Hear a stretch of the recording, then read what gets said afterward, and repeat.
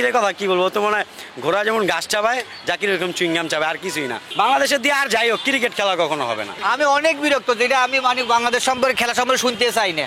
অবশ্যই আমাদের বাংলাদেশে যাওয়া উচিত ছিল মানে ফাইনালে। তো আমাদের বাংলাদেশের যে ব্যর্থতা, আপনি তৌহিদুলের শটটা দেখেন, ও এত বিচক্ষণ ব্যাটসম্যান, ও নাকি ডিপেন্ডেবল ব্যাটসম্যান, ও একটা শট করছে। আমার জানা দরকার যে শাহিন শাহ আফ্রিদি হচ্ছে ওই দলের বেস্ট বলার। আমার তো এতটুকু আমি সেন্সে থাকতে হবে যে আমি ক্রিকেট খেলতে নামছি, ওই দলের বেস্ট বলারকে ব্যাটসম্যানকে আমার ওই জন্যই তো খেলতে হবে। তো আমি শাহিন শাহ আফ্রিদিকে কেন চার্জ করতে যাব? আমার তো কোনো প্রয়োজনই দেই না। আমি ওর বলটা আমি ডিপেন্ড করে আমি পরের বলে শট খেলি, এমন তো না যে আমি 180 রান তাড়া করতে নামছি। আমার 120 বল 134 রান, মাত্র 14 রান বেশি। আমি খেলি না আসতে 30 বলে 20 হোক আমার, পরে আমি ওই 10 বলে রান পোষায় দিতাম।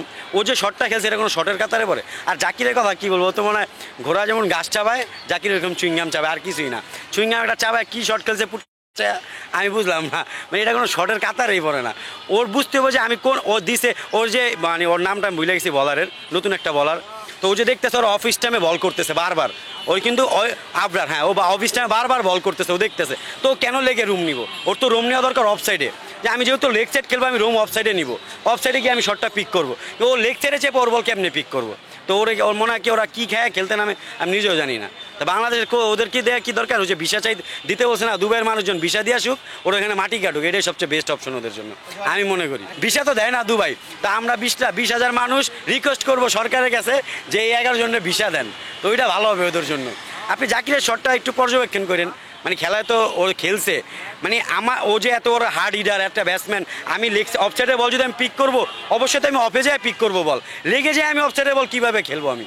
তো এটা কোনো খেলার কাতারে পড়ে? খালি চিংয়া একটা কী করে ও, মনে করো তামিল হিরো হয়ে গেছে, নায়ক।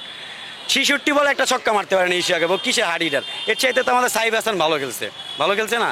তো এইগুলো বলার মতো কিছুই নেই। বাংলাদেশের দিয়ে আর যাই হোক ক্রিকেট খেলা কখনো হবে না, এটা এক্সপেক্ট করা আমাদের উচিত না।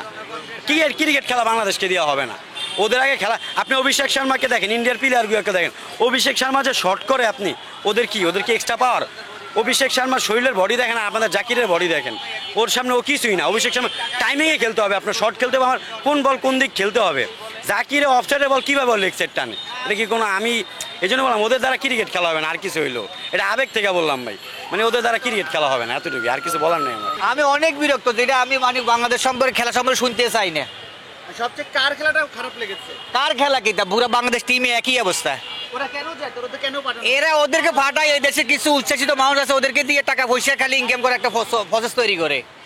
আমি চাকরি করি, আমার সরকার প্রতি মাসে আমার ট্যাক্স কাটি নেই, বাৎসরিক ট্যাক্স কাটি নেই, এই টাকাগুলো তাদেরকে বেতন দেওয়া হয়, তো তার লাভটা কি?